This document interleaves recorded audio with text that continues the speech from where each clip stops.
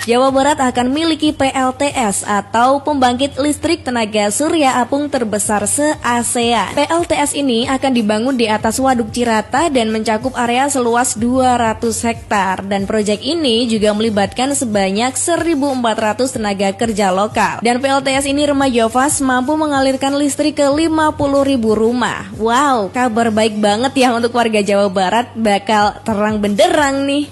Halo teman-teman, dari video klip tadi sudah tahu kan bahwasanya PLTS terbesar di ASEAN itu berada di Jawa Barat. Dan bukan hanya itu, PLTS tersebut dibangun di atas Waduk Cirata dengan luas 200 hektar dan memiliki kapasitas 192 MW. Dan itu juga Indonesia bekerja sama dengan Uni Emirat Arab. Wah sekali bukan? Nah, di sini kami akan menjelaskan bagaimana hukum aspek administrasi melalui kasus tersebut. Sebelum itu, teman-teman harus tahu aspek hukum administrasi pembangunan itu seperti apa sih? Yuk, tonton video klipnya.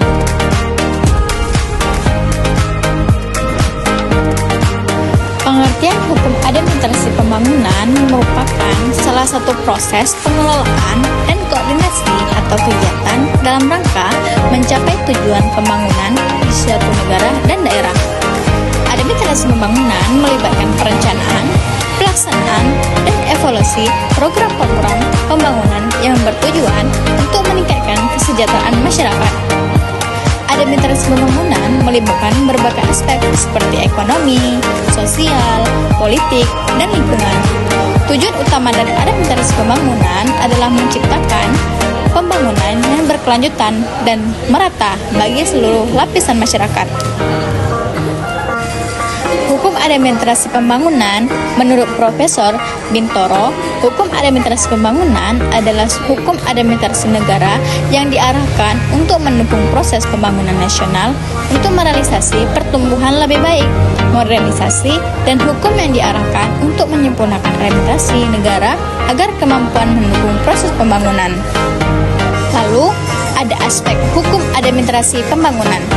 Hukum aspek administrasi pembangunan ini mencakup beberapa hal. Yang pertama, mengkaji tentang legalitas. Lalu ada aspek hukum administrasi pembangunan. Hukum aspek administrasi pembangunan ada beberapa aspek.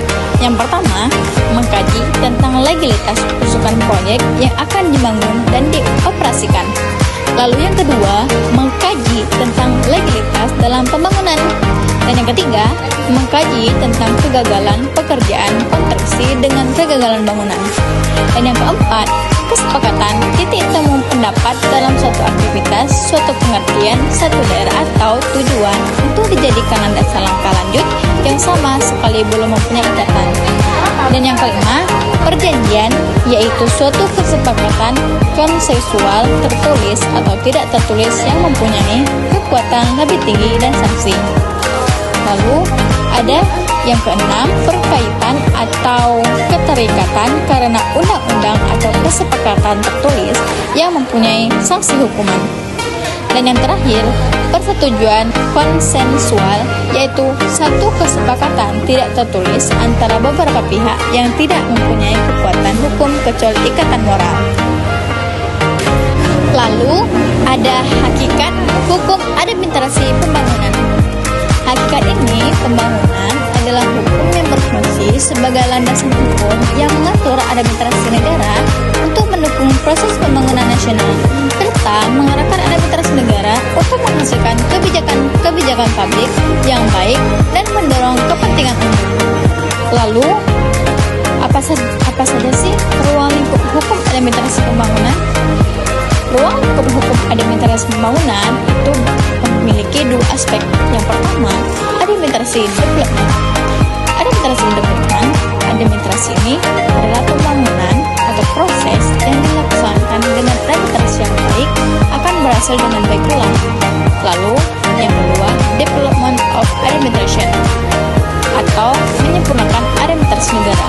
Administrasi negara disimpulkan dan diperbaiki agar perkembangannya atau berkemampuan mendukung proses pembangunan. Nah, selanjutnya ada dasar hukum administrasi pembangunan. Jadi, dasar-dasar hukum pelaksanaan memberikan dan merumuskan landasan hukum tentang batas-batas tugas, fungsi, kekuasaan, serta wewenang masing-masing aparatur pemerintahan yang sudah ada maupun yang sudah dibentuk. Dasar hukum ini harus meliputi kewenangan dan tugas dari jabatan-jabatan pemerintah. Fungsi pemerintah dalam salah satu klarifikasi. Yang pertama, fungsi pengaturan, fungsi penyelenggaraan, dan fungsi kepemilikan. Selanjutnya ada pendekatan hukum dalam administrasi pembangunan. Yang pertama, pendekatan hukum.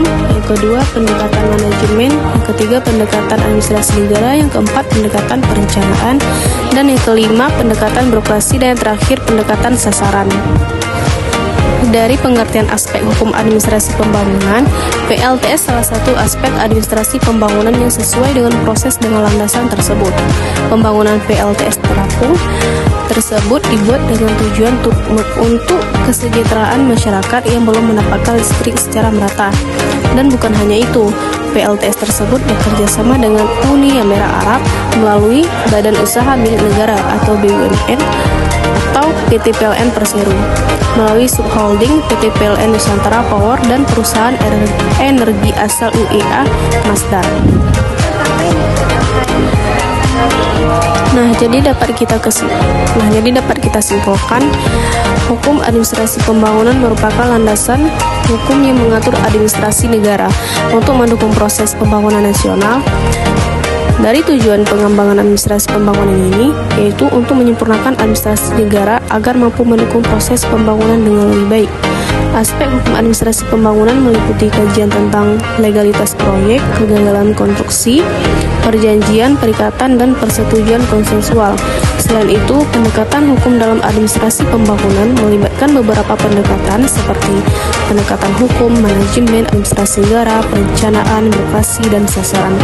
Dasar hukum administrasi pembangunan memberikan landasan tentang batas tugas, fungsi, kekuasaan, serta wewenang bagi aparatur pemerintahan.